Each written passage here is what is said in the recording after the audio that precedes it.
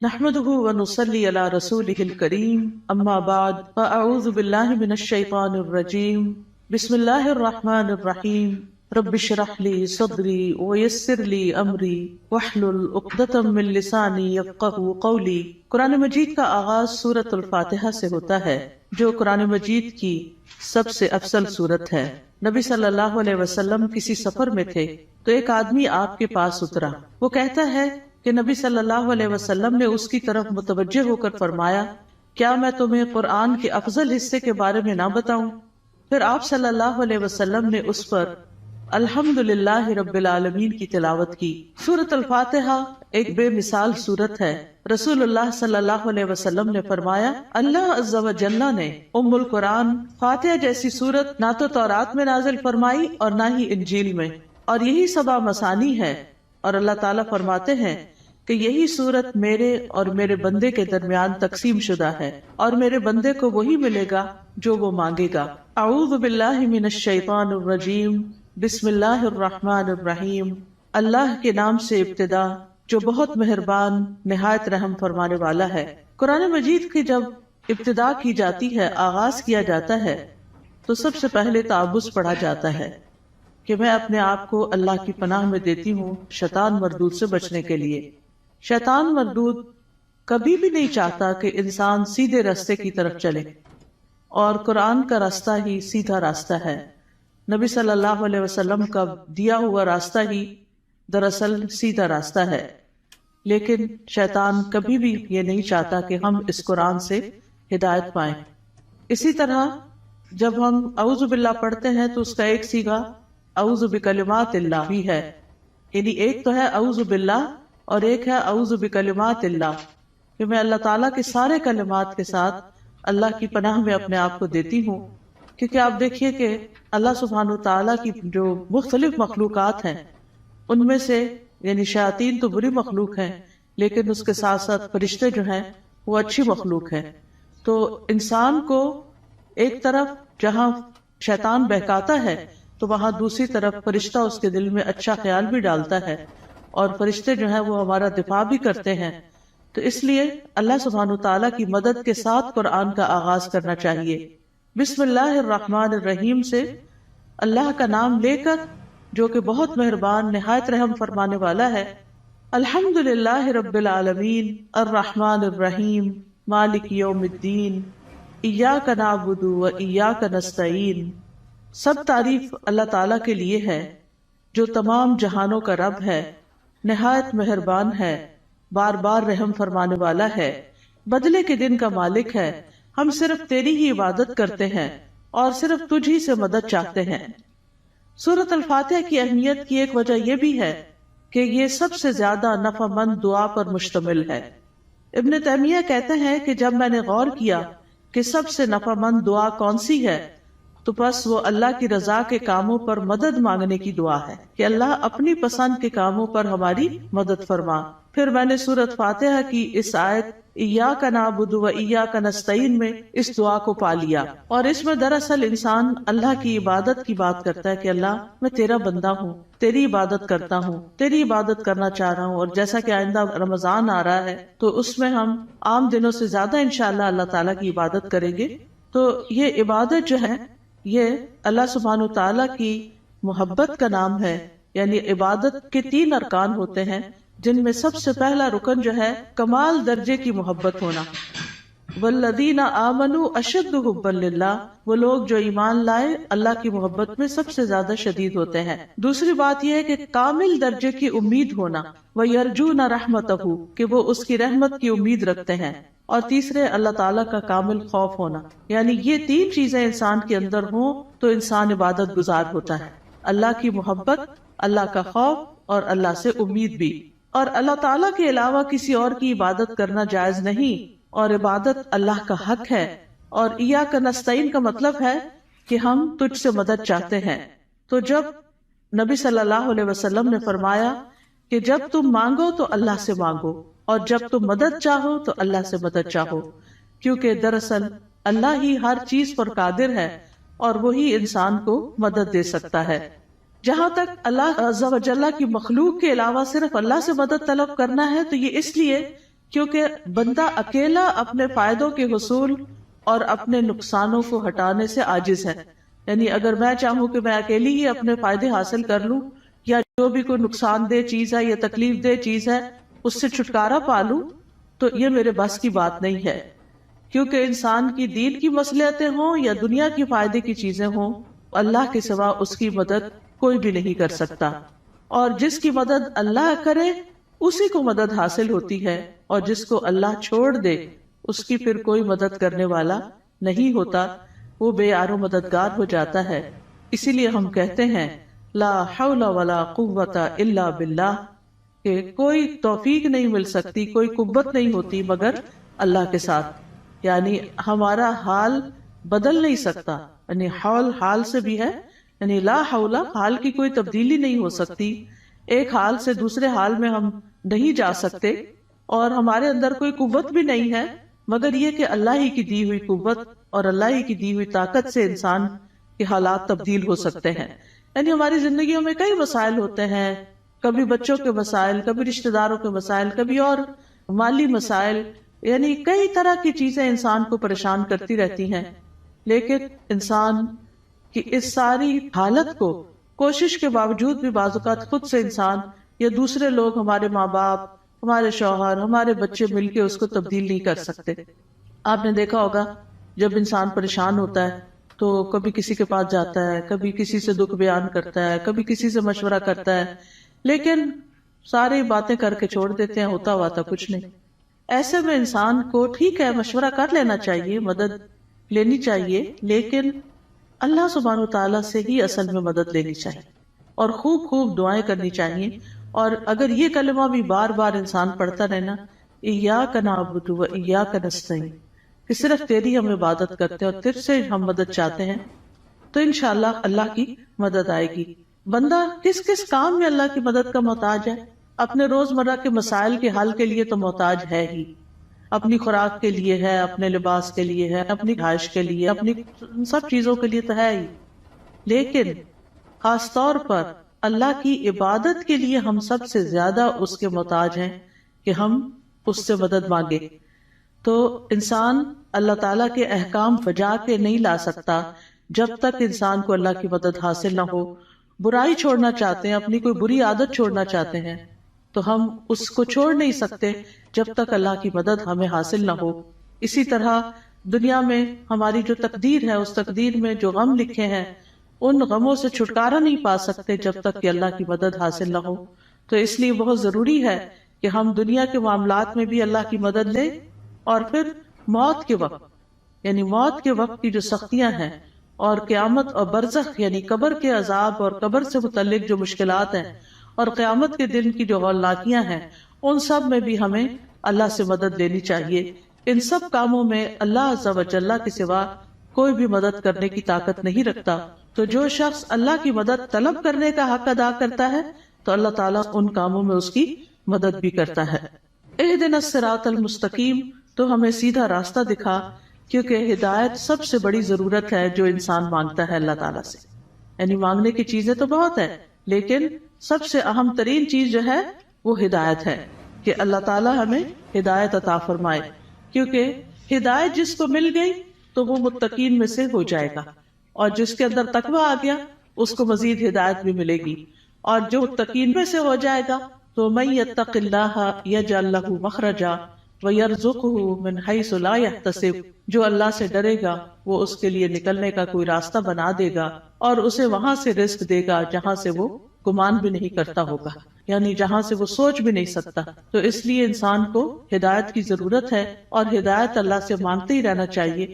آپ دیکھیے کہ حیرانی کی بات ہے کہ دن میں 5 نمازوں کی ہر رکعت میں ہم سورۃ فاتحہ پڑھتے ہیں. سورۃ فاتحہ کے اندر ہم اللہ سے ہدایت ہی مانگتے رہتے ہیں کہ اللہ تو ہمیں ہدایت دے دے، ہمیں ہدایت دے دے. یعنی انسان کو مل بھی جائے تو بھٹکنا بڑا آسان ہوتا ہے، دل کا ٹیڑھا ہونا بڑا آسان ہوتا ہے. تو اس لیے بہت ضروری ہے کہ ہم سب دل لگا کے یہ دعا کرتے رہیں. نبی صلی اللہ علیہ وسلم ایک اور دعا بھی کرتے تھے، اللہم انی اسألک الہدی والتقی والعفاف والغنی، کہ اے اللہ میں تجھ سے ہدایت، تقوی اور پاک دامنی اور دل کا غنا مانگتا ہوں.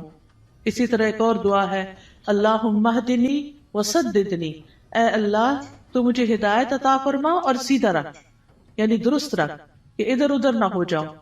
اسی طرح نبی صلی اللہ علیہ وسلم تہجد کے وقت اللہ تعالیٰ سے سیدھے رستے کی ہدایت کی دعا مانگتے تھے، اور اپنی تہجد کی نماز شروع ہی اس دعا سے کرتے تھے، اللہم رب جبریل و میکائیل و اسرافیل فاطر السماوات والارض عالم الغیب والشہادۃ انت تحکم بین عبادک فیما کانوا فیہ یختلفون اللہم اہدنی لما اختلف فیہ من الحق انک تہدی من تشاء الی صراط مستقیم۔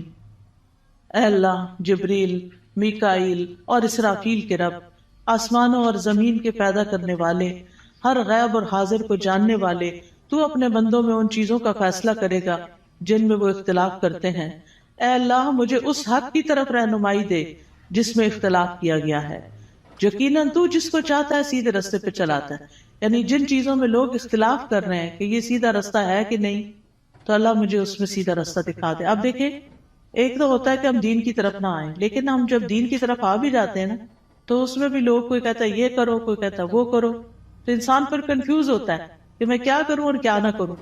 تو ایسے میں جہاں بھی اختلاف ہو، بہتر یہی ہے کہ انسان اللہ سے اس میں صحیح رہنمائی کی دعا مانگے۔ یعنی دو لوگوں کے بیچ میں کوئی مس انڈرسٹینڈنگ، کوئی اختلاف ہو جاتا ہے، ہر انسان کیا سمجھتا ہے میں ٹھیک ہوں، اور وہ اپنا نقطہ نظر جو ہے یا اپنا پوائنٹ آف ویو جو ہے وہ بہت شدت کے ساتھ بیان کرتا ہے، لیکن اصل بات یہ ہے کہ انسان اللہ سبحانہ تعالیٰ سے جب مدد مانگتا ہے کہ اللہ اس اختلاف میں مجھے ہدایت دے، تو ہی سیدھے رستے پر ہوتا ہے۔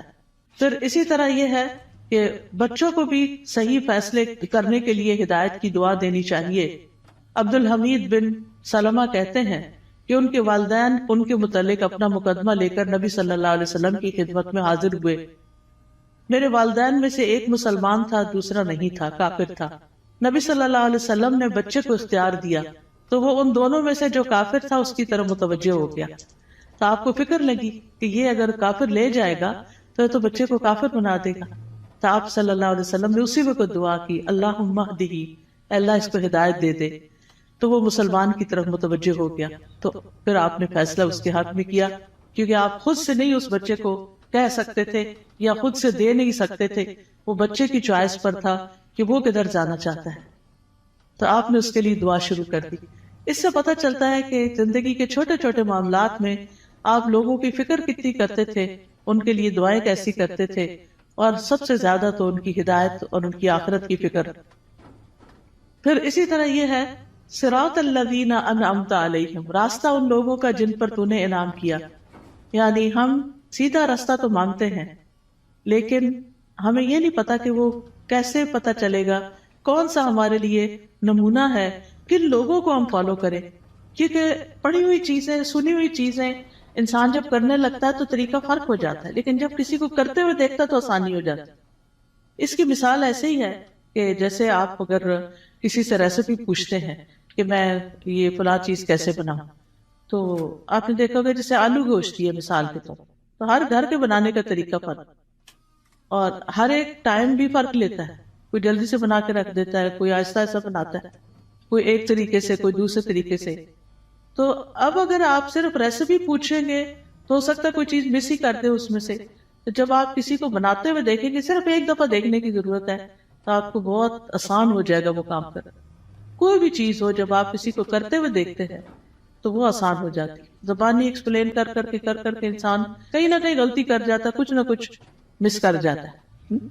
اور آج اہدنا الصراط المستقیم پہ بات ہونی تھی، تو اللہ نے ہمیں وہ گما کے آئے ہیں تو پتہ چلے کہ اگر ایک ٹرن بھی زندگی میں الٹا لیتے ہیں، کہیں غلط فیصلہ کرتے ہیں، تو کہیں سے کہیں پہنچ جاتے ہیں، بالکل ہی یعنی قریب آنے کی بجائے اور دور نکل جاتے ہیں، صرف ایک ٹرن اگر غلط لے لیں آپ۔ تو اسی طرح زندگی میں ہم صحیح جا رہے ہوتے ہیں، کہیں کوئی بیچ میں آ کے ہمیں کوئی غلط بات بتا دیتا ہے، ہم اس کے پیچھے لگ جاتے ہیں، اصل رستے کو چھوڑ کے چل بھائی وہ کہیں سے کہیں پہنچ گئے، تو وہ اللہ سے تو دور کر دیتا ہے نا انسان کو۔ تو اس لیے ہمیں یہ کہا گیا ہے کہ ان لوگوں کا راستہ مانگو جو ہدایت پر تھے، اور وہ کون تھے؟ انبیاء تھے، صدیقین تھے، شہداء تھے، صالحین تھے، نیک لوگ تھے، صحابہ کرام تھے، تابعین تھے، تبع تابعین تھے، جن کو آپ صلی اللہ علیہ وسلم نے خیر القرون میں سے قرار دیا. تو کتنا ضروری ہے کہ ہم ان لوگوں کی زندگیوں کے بارے میں پڑھیں، وہ کیا کرتے تھے. ہم آج کے لوگوں کو رول ماڈل بنا لیتے ہیں، وہ بیچارے تو خود بعض اوقات نہیں سمجھتے کہ انہیں کیا کرنا چاہیے. تو اصل رول ماڈل جو ہیں ہمارے وہ صحابہ کرام ہیں، صحابیات ہیں، کہ انہوں نے نمازیں کیسے پڑھی، ان کے روزے تہجد کیسے تھے، ان کا صدقہ خیرات کیسا تھا، ان کے لوگوں سے معاملات کیسے تھے، ان کی خوشی اور ناراضگی کیسی تھی. تو اگر ہم ان چیزوں کے بارے میں پڑھتے رہیں گے، جانتے رہیں گے، تو آپ دیکھیں گے کہ بہت سی چیزیں درست ہو جائیں گی. یعنی اپنی غلطیاں بھی نظر آئیں گی اور جو اچھے کام ہیں وہ بھی، اور ان کی زندگی کے واقعات اور حالات بہت موٹیویشنل بھی ہوتے ہیں. یعنی اگر آپ صحابہ کی کہانیاں پڑھیں تو انسان روئے بغیر رہ نہیں سکتا. مجھے یاد ہے جب میں نے ہائی اسکول ختم ہی کیا تھا تو چھٹیاں تھی کافی ساری، تو اس میں میں نے بکس پڑھنی شروع کر دی، اور سب سے زیادہ مجھے جن بکس نے انسپائر کیا وہ اسی طرح کی لائف سٹوریز تھیں. یعنی جو بڑے لوگوں کی کہانیاں اور نیک لوگوں کی کہانیاں. اس میں ہم کہتے ہیں اچھا یہ لوگ اس طرح کر سکتے ہیں تو ہم نہیں کر سکتے، یہ بھی تو اسی دنیا میں رہتے ہیں. تو اس سے پھر انسان کو انسپریشن بہت ملتی ہے. تو یہاں بھی اللہ تعالیٰ نے جو سیدھا رستہ بتایا ہے وہ ان لوگوں کا رستہ اختیار کرنے کے لیے کہا ہے کہ جن پر اللہ نے انعام کیا، ان کا نہیں جن پر اللہ تعالیٰ غضبناک ہوا، اور نہ ان کا جو بھٹکے ہوئے ہیں. پھر ہے سورۃ البقرہ. سورۃ البقرہ جو ہے وہ قرآن کی کوہان ہے. نبی صلی اللہ علیہ وسلم نے فرمایا ہر چیز کی ایک کوہان ہوتی ہے، یعنی اونچا حصہ ہم، اور قرآن کی کوہان سورۃ البقرہ ہے. اور جب شیطان سورۃ البقرہ کی تلاوت سنتا ہے تو وہ اس گھر سے نکل جاتا ہے جس میں سورۃ البقرہ کی تلاوت کی جا رہی ہو. اس کو پڑھنا باعث برکت ہے اور اس کو چھوڑنا باعث حسرت ہے. رسول اللہ صلی اللہ علیہ وسلم نے فرمایا سورۃ البقرہ پڑھا کرو، کیونکہ اس کا پڑھنا باعث برکت ہے، چھوڑنا باعث حسرت ہے، اور اس کے پڑھنے والے پر جادوگر قدرت نہیں پا سکتے. یعنی ایسے لوگ جادو سے محفوظ رہتے ہیں جو سورۃ البقرہ پڑھتے رہتے ہیں. اب اس کا طریقہ کیا ہے؟ کیونکہ لوگ پوچھتے ہیں کہ اچھا پھر کیسے پڑھیں. ایک تو یہ ہے کہ ایک ہی دن میں ساری پڑھ لیں، اور کیسے بہت سارے لوگ ہوتے ہیں جو روز سورۃ البقرہ پڑھتے ہیں. اور ایک یہ ہے کہ ایک ایک سپارہ کر کے آپ روز پڑھ لیں. ایک یہ ہے کہ ربع کر کے آپ اس کو، یعنی کہ 8 اور 10 دن لگ جاتے ہیں تقریباً اس طرح، تو مہینے میں 3 دفعہ ہو جائے گی.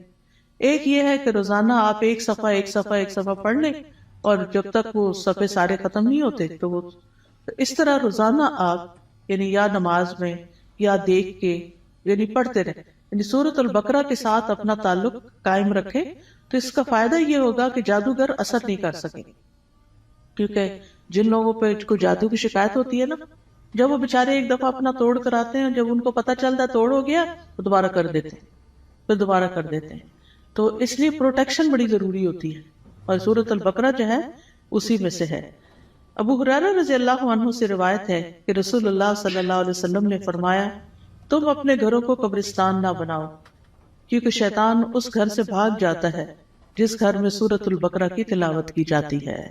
پھر آیت نمبر 1 ہے سورۃ البقرہ کی، الف لام میم ذالک الکتاب لا ریب فیہ ھدی للمتقین.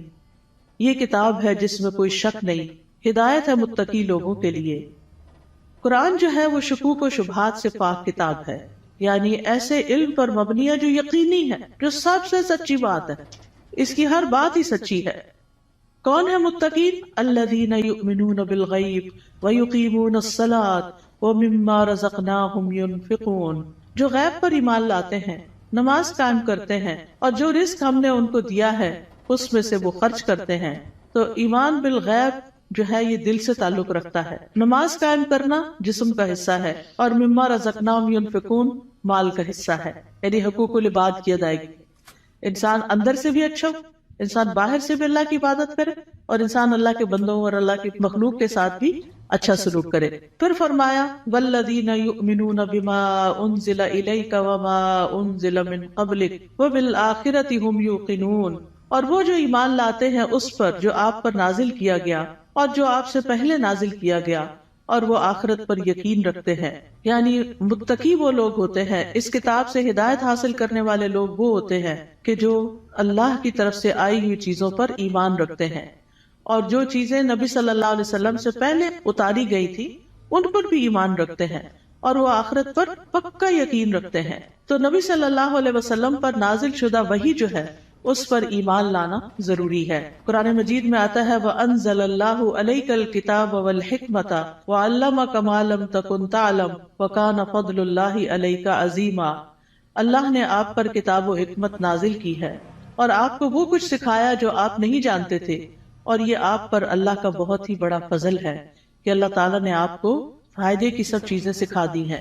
یاد رکھیے حدیث بھی قرآن کی طرح نازل ہوتی تھی. وَمَا يَنطِقُ عَنِ الْهَوَىٰ إِنْ هُوَ إِلَّا وَحْيٌ يُوحَىٰ. وہ اپنی خواہش نفس سے کچھ نہیں کہتے، وہ تو صرف وہی ہے جو نازل کی جاتی ہے. حسان بن عطیہ کہتے ہیں کہ جبریل علیہ السلام نبی صلی اللہ علیہ وسلم کے پاس سنت لے کر اترتے تھے. جس طرح آپ کو قرآن سکھاتے اسی طرح سنت کی تعلیم دیتے تھے. قرآن جو تھا وہ لکھا جاتا تھا، یعنی قرآن جو تھا وہ آپ سنتے تھے اور پھر صحابہ کو لکھوا دیتے تھے. جبکہ سنت جو ہے وہ چونکہ زیادہ تر پریکٹس کی چیز ہے، عمل کی چیز ہے، تو وہ آپ اس چیز پر عمل کر لیتے تھے. نبی صلی اللہ علیہ وسلم نے ہمیں بھی تلقین کی ہے کہ ہم اس قرآن و سنت کو مضبوطی سے پکڑے رکھیں. رسول اللہ صلی اللہ علیہ وسلم نے فرمایا میں تم میں دو چیزیں چھوڑے جا رہا، تم ہرگز گمراہ نہیں ہوگے جب تک ان دونوں کو مضبوطی سے نہ تھام لو. ایک اللہ کی کتاب اور دوسرے اس کے نبی کی سنت ہے. وَبِالْآخِرَةِ هُمْ يُوقِنُونَ. اور آخرت پر وہ یقین رکھتے ہیں.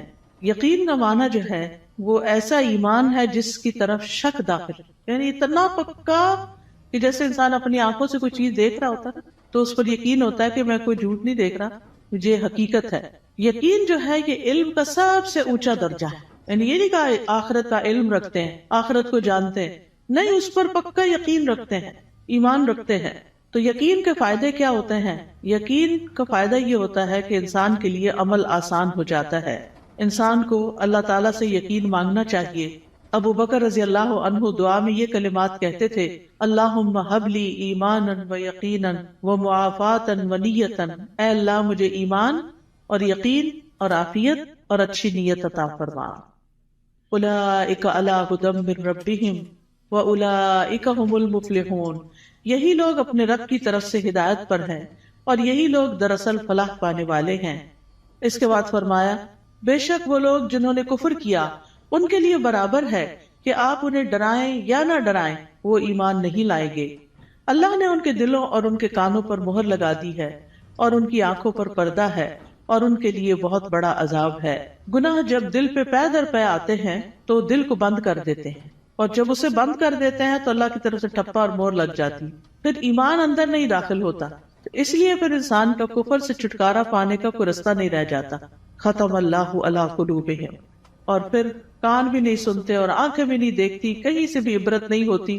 انسان ایسے ہی جانوروں کی طرح زندگی گزار کر پھر اللہ کے پاس چلا جاتا ہے اور وہاں جا کر بہت بڑے عذاب کا سامنا کرتا ہے. اس کے بعد ایک تیسرے گروہ کی بات کی گئی اور وہ ہے منافقوں کا گروہ. وَمِنَ النَّاسِ مَن يَقُولُ آمَنَّا بِاللَّهِ وَبِالْيَوْمِ الْآخِرِ وَمَا هُمْ بِمُؤْمِنِينَ. لوگوں میں سے کچھ ایسے بھی ہوتے ہیں جو کہتے ہیں ہم اللہ اور یوم آخرت پر ایمان لائے، حالانکہ وہ مومن نہیں ہوتے. وہ اللہ کو دھوکہ دیتے ہیں اور ان لوگوں کو جو ایمان لائے، اور نہیں وہ دھوکہ دیتے مگر اپنے آپ ہی کو، اور وہ اس کا شعور نہیں رکھتے. فی قلوبہم مرض فزادہم اللہ مرضا ولہم عذاب علیم بما کانوا یکذبون. ان کے دلوں میں ایک بیماری ہے تو اللہ نے ان کی بیماری کو اور زیادہ کر دیا، اور ان کے لیے دردناک عذاب ہے اس لیے کہ وہ جھوٹ بولتے تھے. تو یہ کون سی بیماری ہے؟ یہ دنیا کی محبت کی بیماری ہے.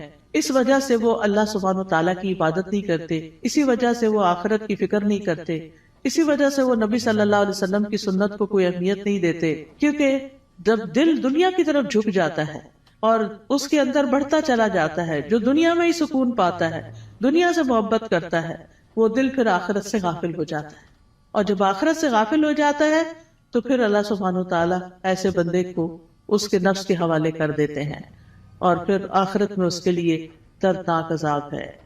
اور جب ان سے کہا جاتا ہے کہ زمین میں فساد نہ کرو تو وہ کہتے ہیں کہ ہم تو اصلاح کرنے والے ہیں. خبردار، بے شک وہی لوگ فساد کرنے والے ہیں لیکن وہ شعور نہیں رکھتے. اور جب ان سے کہا جاتا ہے ایمان لاؤ جس طرح لوگ ایمان لائے، تو کہتے ہیں کیا ہم ایمان لائیں جس طرح بے وقوف ایمان لائے ہیں؟ خبردار، یقیناً وہ خود ہی بے وقوف ہیں لیکن وہ جانتے نہیں ہیں. اور جب ان لوگوں سے ملتے ہیں جو ایمان لائے تو کہتے ہیں ہم ایمان لائے، اور جب اپنے شیطانوں کے پاس تنہا ہوتے ہیں تو کہتے ہیں یقیناً ہم تو تمہارے ساتھ ہیں، ہم تو صرف مذاق کرنے والے ہیں.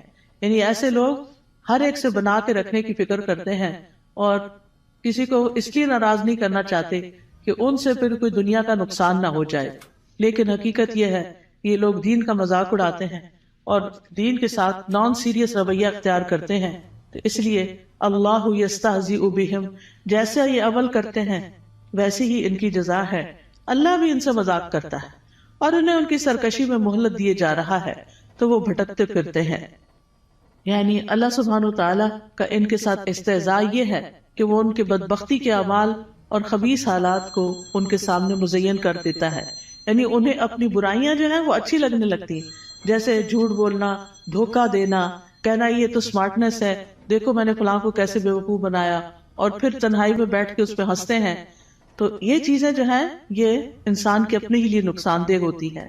اولئک الذین اشتروا الضلالۃ بالہدی فما ربحت تجارتہم وما کانوا مہتدین. یہی وہ لوگ ہیں جنہوں نے ہدایت کے بدلے گمراہی خرید لی، تو نہ ان کی تجارت ہی فائدہ مند ہوئی اور نہ ہی وہ ہدایت پانے والے تھے.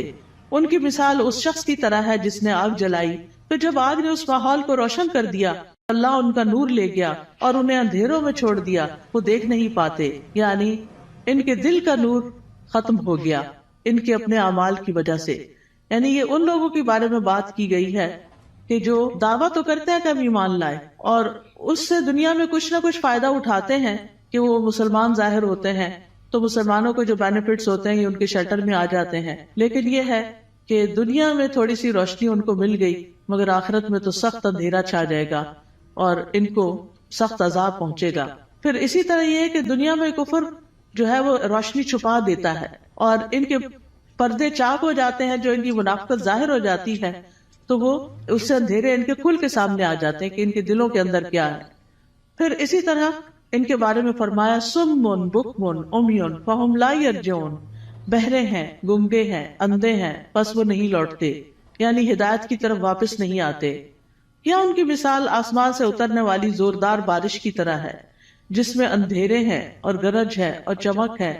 وہ کڑکنے والی بجلیوں اور موت کے ڈر سے اپنی انگلیاں اپنے کانوں میں ڈال لیتے ہیں اور اللہ کافروں کو گھیرنے والا ہے. قریب ہے کہ بجلی ان کی آنکھوں کی روشنی لے جائے، جب بھی وہ ان کے لیے روشنی کرتی ہے تو وہ اس میں چل پڑتے ہیں، اور جب ان پر اندھیرا چھا جاتا ہے تو وہ کھڑے رہ جاتے ہیں. اور اگر اللہ چاہتا تو ان کی سماعت اور ان کی بصارت کو لے جاتا، بے شک اللہ خوب قدرت رکھنے والا ہے. اور یہ حقیقت ہے کہ اللہ سبحانہ تعالیٰ ہر چیز پر پورا قادر ہے اور ان منافقین پر بھی پوری طرح قادر ہے، اور اللہ تعالیٰ اسباب کے بغیر بھی ان کی سماعت اور بصارت کو ختم کر سکتا ہے. ہم سب کو اپنے لیے دعا کرنی چاہیے کہ اللہ تعالیٰ ہماری آنکھوں، ہمارے کانوں، ہمارے دل کو سلامت رکھ کہ ہم اس سے ہدایت پاتے رہیں. سنن ترمذی میں ایک دعا آئی ہے بڑی خوبصورت، وَمَتِّعْنَا بِأَسْمَاعِنَا وَأَبْصَارِنَا وَقُوَّاتِنَا أَبَدًا مَا أَحْيَيْتَنَا وَاجْعَلْهُ الْوَارِثَ مِنَّا، کہ اللہ ہمیں ہماری سماعت، ہماری بصارت، ہماری قوت سے فائدہ پہنچا اور اسے ہمارا وارث بنا دے. پھر اس کے بعد اگلا رکوع شروع ہوتا ہے، یا ایھا الناس اعبدوا ربکم الذی خلقکم والذین من قبلکم لعلکم تتقون. اے لوگوں اپنے رب کی عبادت کرو، الذی خلقکم جس نے تمہیں پیدا کیا، اور ان لوگوں کو بھی جو تم سے پہلے تھے تاکہ تم بچ جاؤ، یعنی برے عذاب سے بچ جاؤ. تو عبادت کی بات پہلے بھی ہو چکی کہ ہمیں اللہ نے اپنی عبادت کے لیے پیدا کیا ہے، اور عبادت میں انسان کو اللہ تعالیٰ سے شدید محبت بھی کرنی ہوتی ہے اور اس سے ڈرنا بھی ہوتا ہے اور اس سے امید بھی رکھنی ہوتی ہے. پھر فرمایا الذی جعل لکم الارض فراشا والسماء بناء وانزل من السماء ماء فاخرج به من الثمرات رزقا لکم فلا تجعلوا للہ اندادا وانتم تعلمون.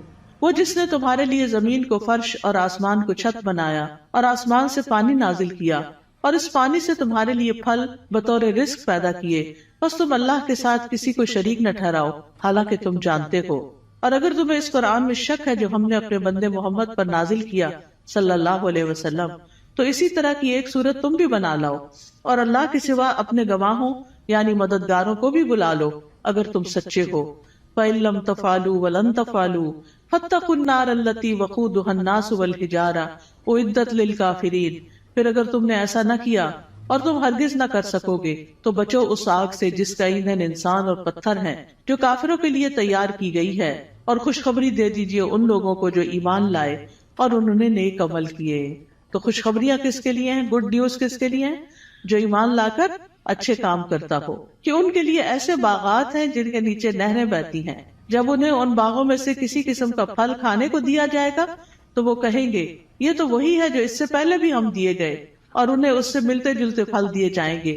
وہاں ان کے لیے پاک صاف بیویاں ہوگی، اور وہ ان باغات میں ہمیشہ رہنے والے ہیں، ہمیشہ کے لیے۔ یہ کتنی بہترین جزا ہے جو نیک عمل کرنے والوں کی ہے۔ معاذ بن جبل رضی اللہ عنہ کہتے ہیں کہ نیک عمل وہ ہوتا ہے جس میں 4 چیزیں ہوں۔ نمبر 1 علم کے ساتھ ہو کیا۔ نمبر 2 اچھی نیت ہو، کرنے کی نیت بھی اچھی ہونی چاہیے۔ نمبر 3 صبر کے ساتھ کرنا چاہیے، اور نمبر 4 اخلاص کے ساتھ کرنا چاہیے۔ تو جس عمل میں یہ سب چیزیں ہوں، صبر بھی ہو، نیت اچھی ہو، عمل انسان کا جو ہے وہ علم کے مطابق ہو، تو وہی شخص جو ہے وہ نیک ہے۔ وَأُتُوا بِهِ مُتَشَابِهًا، اور وہ جنت میں ملتے جلتے پھل دیے جائیں گے، یعنی جنت کے پھل اگرچہ ایک دوسرے سے ملتے جلتے ہوں گے لیکن ان کا ذائقہ بڑا مختلف ہوگا۔ جیسے آم ہے تو آموں سے ملتے جلتے بظاہر دیکھنے میں، یعنی یہ سب ورائٹی کی انتہا ہے نا، کہ آپ نے کبھی نوٹ کیا ہوگا مثلاً آپ بعض اوقات 2 اورنجز کھاتے ہیں، کیا دونوں کا ذائقہ ایک ہوتا ہے؟ نہیں ہوتا ہے۔ اور اگر کس میں فرق ہو تو ان کی خوشبو، ان کا رنگ، ایون کلر بھی، کسی کا ریڈ ہوتا ہے، کسی کا یلو، کسی کا برائٹ یلو ہوتا ہے، کسی کا اورنجش ہوتا ہے، ان کی خوشبو، ان کی مٹھاس۔ اب وہ جنت میں ان کے سامنے پھل پڑے ہوئے ہیں، دیکھنے میں ایک جیسے لگ رہے ہیں، ایک کھائیں گے اور مزہ، ایک کھائیں گے اور مزہ، ایک کھائیں گے اور مزہ، کیونکہ اگر 2 پھل ایک جیسے بھی کھائیں گے تو وہ بور ہو جاتا ہے نا انسان۔ دیکھیں وہ یہ اورنج، ہاں یہ میں نے کھائے ہوئے ہیں، لیکن اتنی ورائٹی ہے جنت میں، اتنی ورائٹی ہے کہ انسان کا دل بھرے گا ہی نہیں کسی وقت۔ دیکھیں ہمیں ہر نئی چیز اچھی لگتی ہے، ہم ہر نئے آئیڈیا سے، ہر نئی یونیک چیز سے انسپائر ہوتے ہیں، تو جنت میں تو ہر وقت ہر چیز نئی نئی نئی نئی نئی، یعنی نہ پرانی چیزیں ہوگی، نہ وہ ریپیٹیشن ہوگی، نہ وہ بوریت ہوگی، نہ وہ دل بھرے گا۔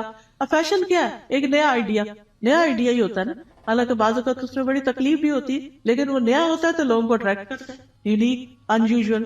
تو وہ اتو بھی متشابہہ، دیکھنے میں وہ متشابہ ہیں لیکن کھانے میں ان کا مزہ، جیسے ایک حدیث میں بھی آتا ہے کہ جنت کے جو ببول کا درخت ہوگا اس کے جو کانٹے ہوں گے، اس میں سے ایک کانٹے کے اندر 70,000 قسم کے پھل ہوں گے، یعنی اس کے اندر وہ رنگ ہوں گے اور اس کے ڈفرنٹ چیزیں ہوں گی، اور وہ جب ایک ایک چیز نکالتا جائے گا انسان تو different colour, different test, different خوشبو، ایکسپلور ہی کرتا جائے گا۔ اسی لیے خالدین فی، رہنا ہی رہنا ہے، کوئی موت نہیں ہے وہاں، جنت میں موت نہیں ہے، جہنم میں بھی موت نہیں ہے۔ اس لیے انسان کو جنت کا شوق لگ جانا چاہیے اور اس کے لیے کوشش کرنی چاہیے، اس کے لیے تڑپنا چاہیے، اور اس کے لیے ہر وہ کام کر لینا چاہیے جس سے وہ ایک دم اندر چلے جائیں، چاہے وہ اچھی عبادت کر کے، چاہے وہ بندوں کی خدمت کر کے، یعنی جو کام پتہ چلے نا جنت میں لے جانے والا، تو انسان کو اس کا حریص ہو جانا چاہیے۔ ٹھیک ہے ہم کمزور انسان ہیں، نہ ہمارے پاس اتنی ہمت ہے زیادہ، نہ مال ہے زیادہ، لیکن کچھ نہ کچھ تو کرتے چلے جائیں تاکہ ایک دن اللہ تعالیٰ کا دیدار بھی ہو، کیونکہ جنت عدن میں جو لوگ ہوں گے اللہ تعالیٰ کے دیدار میں انہیں کوئی رکاوٹ پیش نہیں آئے گی، اور اللہ تعالیٰ کے وہ بڑے پسندیدہ اور چوزن لوگ ہوں گے۔ لیکن اس کے لیے اللہ کے راستے میں جہاد کرنا، جد و جہد کرنا، نکلنا، اپنے کمفرٹ زون سے باہر نکلنا، اپنا مال خرچ کرنا، اپنی جان لگانا، یہ چیزیں ہیں جس سے انسان جنت کا سودا کرتا ہے۔ ان اللہ اشتری من المؤمنین انفسهم واموالهم بان لهم الجنہ، اللہ نے بے شک خرید لی مومنوں سے ان کی جانیں اور ان کے مال، کیونکہ ان کے لیے جنت ہے۔ تو جنت حاصل کرنے کے لیے انسان کو کچھ دینا پڑتا ہے، اور وہ یہی دنیا کا وقت ہے، تھوڑا سا، یہ چند سال ہے، پتہ نہیں کب تک زندہ ہے کب تک نہیں۔ تو اللہ تعالیٰ سے دعا ہے کہ وہ ہمیں نیک اعمال کرنے کی توفیق عطا فرمائے۔ پھر بے شک اللہ اس سے نہیں شرماتا کہ وہ مادہ مچھر یا اس سے اوپر کسی چیز کی مثال بیان کرے. پھر جو لوگ ایمان لائے ہیں وہ جانتے ہیں کہ ان کے رب کی طرف سے سچ ہے، اور جن لوگوں نے انکار کیا وہ کہتے ہیں اس مثال سے اللہ کی کیا مراد ہے. اللہ اس سے اکثر لوگوں کو گمراہ کرتا ہے اور اسی سے بہت سے لوگوں کو ہدایت بخشتا ہے، اور اس مثال سے گمراہ کرتا بھی ہے تو صرف فاسقوں کو. یعنی اللہ تعالیٰ جن لوگوں کو گمراہ کرتا ہے وہ اس لیے نہیں کرتا کہ اللہ چاہتا ہے گمراہ ہو جائے، نہیں، اصل میں ان کے اندر ایسی کوئی علت ہوتی ہے کہ جو اس بات کا سبب بن جاتی ہے کہ اللہ تعالیٰ پھر اس بندے کو ہدایت کی بجائے الٹے رستے پہ چلا دیتا ہے. جیسے سورۃ الصف میں آتا ہے فَلَمَّا زَاغُوا أَزَاغَ اللَّهُ قُلُوبَهُمْ وَاللَّهُ لَا يَهْدِي الْقَوْمَ الْفَاسِقِينَ.